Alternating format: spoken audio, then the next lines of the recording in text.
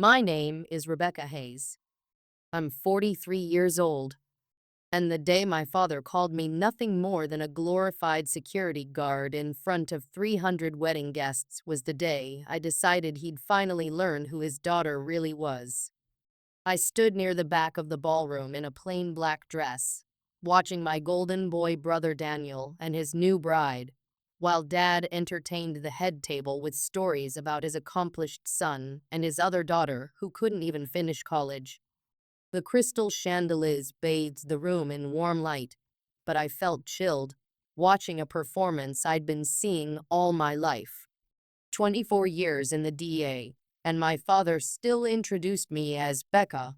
She works for the government, in the same tone you'd use to describe someone who handed out parking tickets. I hadn't planned on coming tonight.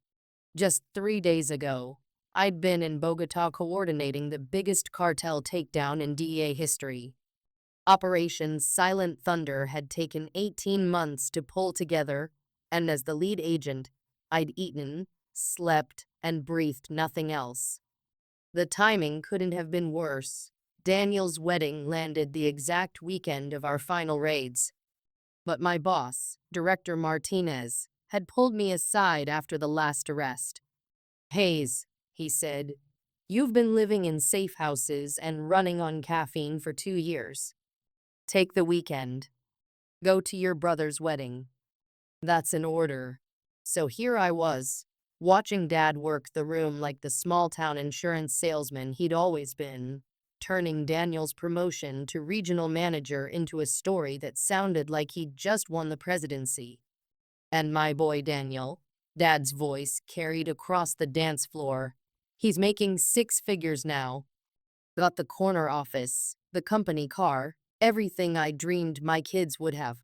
He paused, smiling slightly until his gaze landed on me across the room. And of course, my daughter Rebecca. Well, she tried college, but it didn't stick. Now she's got some government job, security work, I think.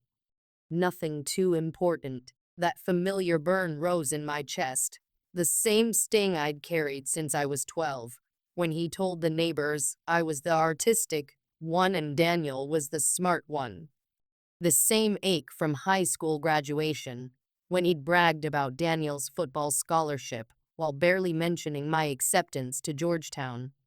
The same sting from every family gathering where my military service was written off as playing soldier, and my career in federal law enforcement was downgraded to some desk job in D.C. My phone buzzed, a text from Martinez. "Hayes, turn on Channel 7 now." I slipped out into the hotel lobby, where a flat-screen TV hung above the bar. The news anchor's expression was grave as images of handcuffed cartel members filled the screen.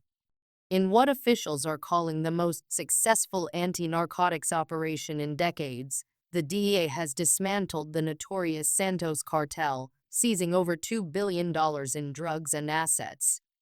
Leading the operation was Special Agent in Charge Rebecca Hayes, a 24-year veteran whose innovative intelligence methods cracked what many believed was an untouchable network. My official headshot flashed on screen, a woman who looked nothing like the one hiding in a black dress in a hotel lobby. Agent Hayes, Special Agent in Charge for South American operations, is credited with transforming federal approaches to cartel investigations. Sources suggest she may be in line for the top administrator role when Director Martinez retires next year. I stared at the TV, feeling oddly detached from the woman I saw. That Rebecca Hayes looked authoritative, commanding rooms of federal agents, making calls that shaped national security. She looked nothing like Becca, who works for the government. Rebecca?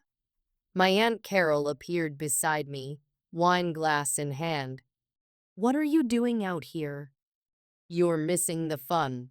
Just getting some air." She followed my gaze to the screen, now showing aerial shots of the raids. "Terrible, isn't it? All that drug violence. Thank goodness you've got a safe government job, not like those poor agents who have to deal with it." I almost laughed. 3 days ago, I'd been rappelling from a helicopter into a Colombian jungle compound. Come on. Carol linked her arm through mine. Your father's about to toast. You know how he gets when he's had a couple drinks. He'll probably tell that little league story about Daniel again. We walked back, and just as Dad tapped his champagne flute, the room hushed, all eyes on the small man in the ill-fitting tux who somehow still commanded the stage. Ladies and gentlemen, Dad began, his voice booming like when I was a kid. I want to talk about success tonight, what it means to truly make something of yourself. Here it comes, I thought. My son Daniel here. He gestured grandly toward the head table. He's everything a father could hope for. High school football star, graduated college with honors, climbed the ladder at work. He's got the house, the car, the wife, a real success story. Polite applause trickled in. Daniel smiled. Now I love both my children, Dad continued, and my stomach tightened. But I have to be honest. My daughter Rebecca, well, she took a different road. Dropped out of college, never settled down, never gave me grandkids. Works for the government, security guard or something like that. Nothing wrong with that kind of work, but it's not exactly the dream you have for your little girl. The words hit like blows. Around me, some guests glanced over with pity. Others avoided eye contact. A few, scrolling their phones, were still looking at the breaking news, not realizing the hero agent was standing right there. The thing is, Dad said, success comes from making the right choices from. Dad, the word came out sharper than I'd intended. The ballroom turned toward me. Rebecca, he said, mildly annoyed. I'm giving a toast. I need to set the record straight. I began walking toward him, my voice steady. You said I dropped out of college. Well, you left Georgetown after. I left Georgetown after my first year to attend the Federal Law Enforcement Training Center. I was recruited by the DEA. A ripple went through the room. You said I'm a security guard. I'm actually special agent in charge for the Drug Enforcement Administration. I've been with the agency for 24 years. The ripple grew louder.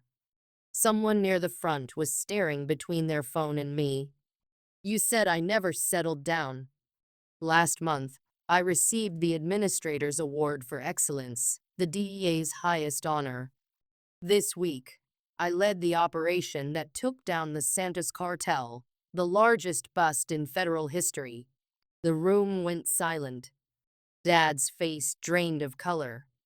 She's on the news right now, someone whispered. Phones lit up across the ballroom. Rebecca Hayes, someone read aloud. Special agent in charge, the South American operations.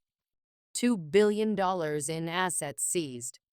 37 cartel arrests. Dad's champagne flute slipped from his hand, shattering on the marble. You're right, I said evenly. Success is about choices. I chose to serve my country. I chose to infiltrate cartels, to take dangerous criminals off the streets, to keep drugs out of schools. I risked my life instead of selling insurance behind a desk. I scanned the room.